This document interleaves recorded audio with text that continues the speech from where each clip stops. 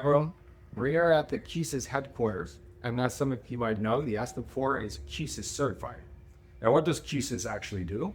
Well, in this setup, we can see that.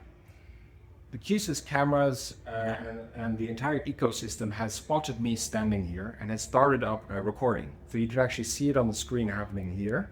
Every person in the room would be able to see it, but also the people at home.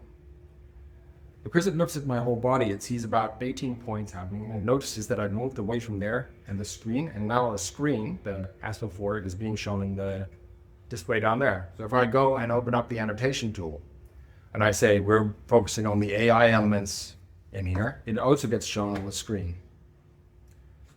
The entire i2 Connect display line is then placeable on one of these tablets that are on the table through their designer program. And that's all integrated in the Q-SYS ecosystem. And that's what makes Q-SYS and Aspen 4 such a fantastic automation tool.